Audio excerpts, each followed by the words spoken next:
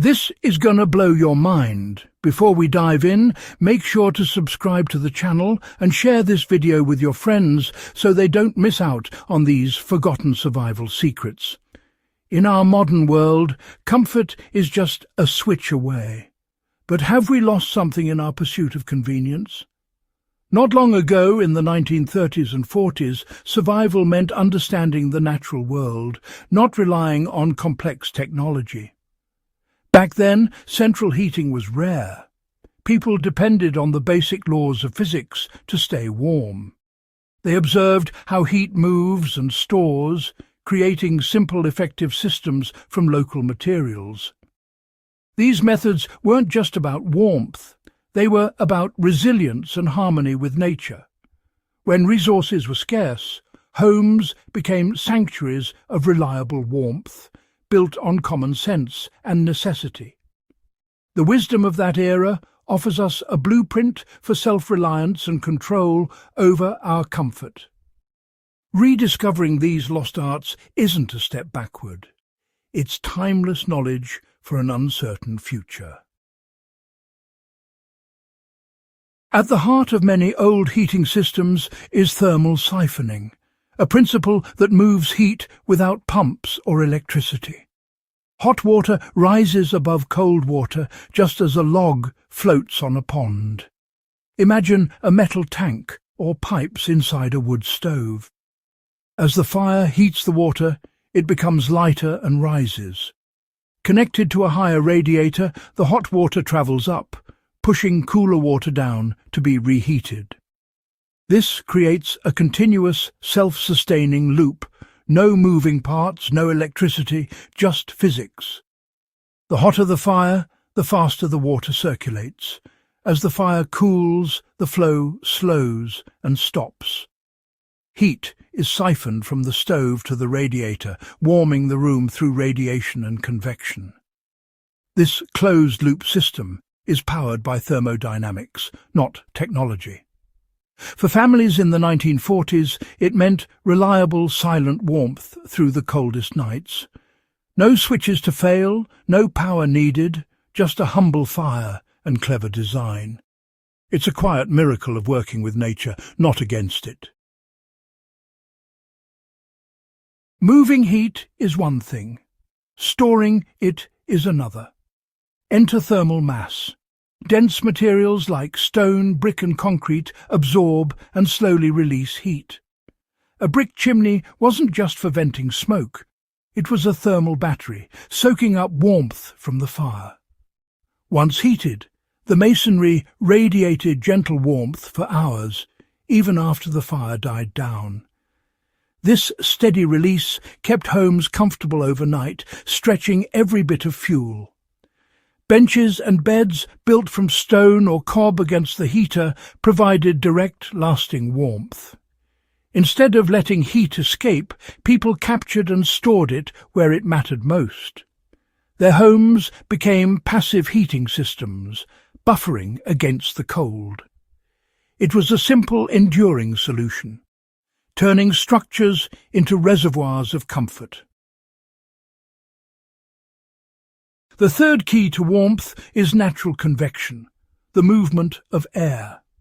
Warm air rises, cool air sinks, creating a gentle, invisible circulation.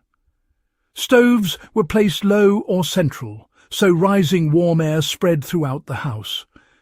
As it cooled near the walls, air sank and returned to the stove, forming a continuous loop. Multi-story homes use stairwells and vents to guide this flow, heating upper rooms without fans or ducts. Even wartime shelters benefited. A low heater or lamp started air moving, distributing warmth and reducing dampness.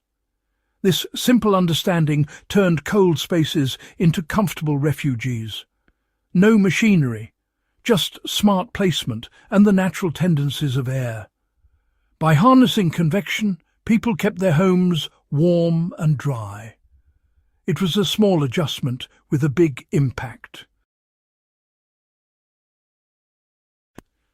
The real genius was combining thermal siphoning, thermal mass and convection into one resilient system. A cast iron stove or masonry heater provided both heat and thermal mass. As the fire burned, the stove absorbed and slowly released warmth. A water jacket heated by the fire used thermal siphoning to send hot water to radiators in other rooms. Meanwhile, the stove's heat warmed the air, which rose and circulated naturally. The massive chimney radiated heat into the house's core, stabilizing temperatures. This multi-layered approach meant direct heat, stored heat, and distributed heat, all without electricity. The system was self-regulating, efficient, and nearly fail-proof. Every bit of fuel was maximized, and comfort was constant. It was resilient, intelligent design born from necessity. These old methods aren't just history, they're making a comeback. Today, people seeking self-reliance and sustainability are rediscovering thermal mass, siphoning and convection. Modern masonry heaters, descendants of old European designs, store heat from short, hot fires and radiate it for hours. Off-grid solar water heaters use thermal siphoning to move hot water without pumps. Passive solar homes use convection and thermal mass to stay warm with minimal energy.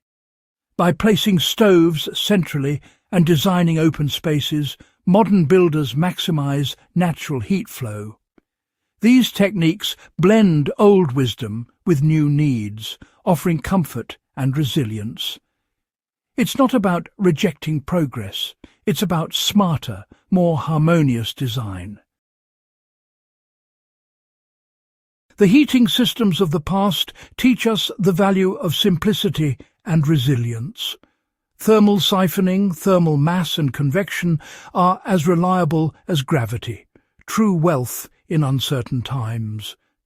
Learning from the past expands our options for comfort and independence. A well-designed wall can be a better battery than any gadget, and a thermal siphon more reliable than a pump. This mindset, practical, observant and creative, is our greatest inheritance. The story of 1940s heating is a story of enduring, beautiful solutions. By embracing these principles, we build a more secure, self-reliant future.